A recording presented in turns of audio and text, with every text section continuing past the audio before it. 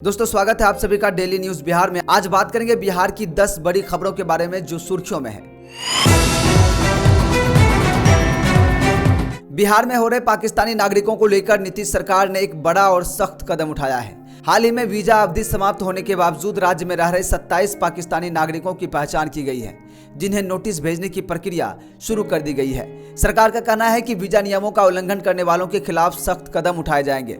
यह कार्रवाई ऐसे समय में हो रही है जब भारत और पाकिस्तान के बीच कूटनीतिक तनाव चरम पर है। 23 अप्रैल 2025 को जम्मू कश्मीर के पहलगाम में हुए आतंकी हमले के बाद भारत सरकार ने पाकिस्तानी नागरिकों के लिए वीजा सेवाओं को तत्काल प्रभाव से निलंबित कर दिया है। इसके तहत सभी मौजूदा वैध वीजा 27 अप्रैल 2025 से रद्द कर दिए गए हैं, जबकि चिकित्सा वीजा 29 अप्रैल 2025 तक ही वैध रहेंगे। बिहार सरकार की इस कार्रवाई को राष्ट्रीय सुरक्षा दृष्टिकोण से महत्वपूर्ण माना जा रहा है। सरकार का उद्देश्य वीजा नियमों का उल्लंघन करने वालों के खिलाफ सख्ती बरतना और राज्य में अवैध रूप से रह रहे विदेशी नागरिकों की पहचान कर उन्हें निष्कासित करना है। इस कदम से स्पष्ट होता है कि बिहार सरकार राज्य की सुरक्षा और कानून व्यवस्था को प्राथमिकता दे रही है और किसी भी प्रकार की अवैध गतिविधियों को सहन नहीं करेगी। चलिए रुक करते अगली खबर की ओर बता दें। तेजस्वी यादव ने बिहार में बढ़ती बेरोजगारी और राज्य से हो रहे पलायन पर गहरी चिंता व्यक्त की है। उन्होंने कहा कि राज्य में युवाओं को रोजगार के अवसर नहीं मिल रहे हैं, जिससे वो अन्य राज्यों की ओर पलायन करने को मजबूर हैं। उन्होंने दावा किया कि उनके 17 महीने के उप मुख्यमंत्री कार्यकाल के दौरान 5 लाख सरकारी नौकरियों की नियुक्ति की गई थी। तेजस्वी यादव ने घोषणा की कि यदि महागठबंधन सत्ता में आता है तो बिहार में 100% अधिवास नीति लागू की जाएगी, जिससे स्थानीय युवाओं को सरकारी नौकरियों में प्राथमिकता मिलेगी। साथ ही उन्होंने एक युवा आयोग के गठन का भी वादा किया है, जो युवाओं की समस्या का समाधान करेगा। बैठक में महागठबंधन के सभी घटक दलों ने आगामी विधानसभा चुनाव के लिए संयुक्त रणनीति बनाने पर सहमति जताई है। तेजस्वी यादव को इस समन्वय समिति का प्रमुख नियुक्त किया गया है, जो चुनावी कार्यक्रम और न्यूनतम साझा कार्यक्रम तैयार करेगी। तेजस्वी यादव ने केंद्र सरकार पर भी निशाना साधते हुए कहा कि बिहार में डबल इंजन की सरकार नहीं, बल्कि अपराध और भ्रष्टाचार का डबल इंजन चल रहा है। उन्होंने कहा कि बिहार अपराध, बेरोजगारी और श्रमिकों के पलायन में शीर्ष पर है।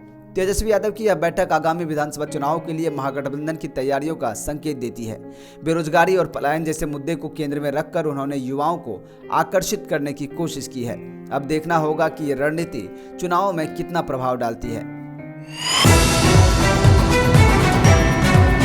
बिहार सरकार के मुख्यमंत्री नीतीश कुमार की अध्यक्षता में 25 अप्रैल 2025 को आयोजित कैबिनेट बैठक में राज्य के सर्वांगीण विकास को ध्यान में रखते हुए 34 महत्वपूर्ण प्रस्तावों को मंजूरी दी गई है। इन प्रस्तावों में हवाई संपर्क, धार्मिक पर्यटन, खेल, शिक्षा और बुनियादी ढांचे से संबंधित कई अहम निर्णय शामिल हैं। राज्य के 6 शहरों मधुबनी, वीरपुर, मुंगेर, वाल्मीकिनगर, भागलपुर और सहरसा में हवाई अड्डों की स्थापना की संभावनाओं का अध्ययन करने के लिए भारतीय विमानपत्तन प्राधिकरण AAI को जिम्मेदारी सौंपी गई है। इसके लिए 2.43 करोड़ की राशि स्वीकृति की गई है। यह पहल राज्य के हवाई संपर्क को सुदृढ़ करने की दिशा में एक महत्वपूर्ण कदम है। धार्मिक पर्यटन को बढ़ावा देने के उद्देश्य से सीता माता के जन्मस्थान पुनौरा धाम सीतामढ़ी में अयोध्या के राम मंदिर की तर्ज पर एक भव्य मंदिर के निर्माण की योजना को मंजूरी दी गई है। इसके लिए 17 एकड़ मौजूदा जमीन के अलावा 50 एकड़ अतिरिक्त भूमि के अधिग्रहण की प्रक्रिया अंतिम चरण में है।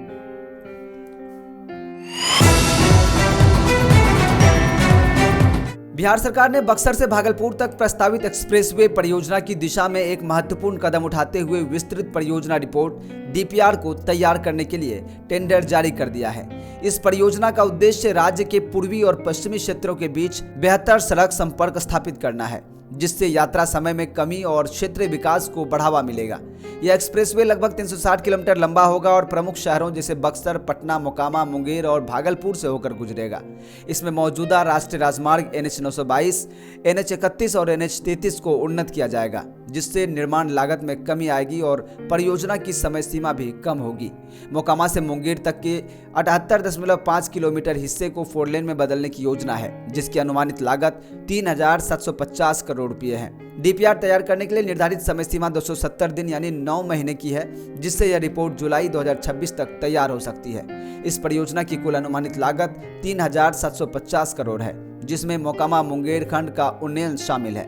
वर्तमान में बक्सर से भागलपुर तक की यात्रा में 6 से 8 घंटे का समय लगता है, जो इस एक्सप्रेसवे के बनने के बाद मात्र 2 से 3 घंटे में पूरी हो सकेगी। बिहार विधानसभा चुनाव को लेकर प्रदेश की राजनीति में बयानबाजी का दौर जारी है। हर पार्टी, हर नेता अपनी अपनी दावेदारी कर रहा है। इस बीच शुक्रवार को लोक जनशक्ति पार्टी रामविलास के अध्यक्ष चिराग पासवान ने विधानसभा चुनाव को लेकर बड़ी भविष्यवाणी की है। केंद्रीय मंत्री चिराग पासवान ने कहा कि आगामी चुनाव में राष्ट्रीय जनतांत्रिक गठबंधन यानी एनडीए ऐतिहासिक जीत हासिल कर बिहार की सत्ता में फिर से आएगा। पासवान ने आगे कहा कि वह बिहार के लोगों के लिए बेहतर रोजगार के अवसर, बेहतर बुनियादी ढांचा, बेहतर शिक्षा सुविधाएं बनाने की सोच के साथ राजनीति में आए हैं, ताकि जो लोग बेहतर अवसरों की तलाश में हैं, पहले राज्य छोड़कर गए थे, वे वापस लौट आए। हरियाणा के सोनीपत में राष्ट्रीय खाद्य प्रौद्योगिकी उद्यमिता एवं प्रबंधन संस्थान निफ्टम में आयोजित एक कार्यक्रम में शामिल होने पहुंचे केंद्रीय मंत्री चिराग पासवान ने बिहार की राजनीति पर भी बात की। इस दौरान उन्होंने फिर से केंद्र की राजनीति छोड़कर बिहार की राजनीति में एक्टिव होने की बात दोहराई है। चिराग पासवान ने कहा कि लोगों को डबल इंजन सरकार के काम करने के तरीके पर भरोसा है और चुनाव के नतीजों के बाद बिहार में ऐतिहासिक जीत के साथ साथ राजग भी सरकार बनेगी।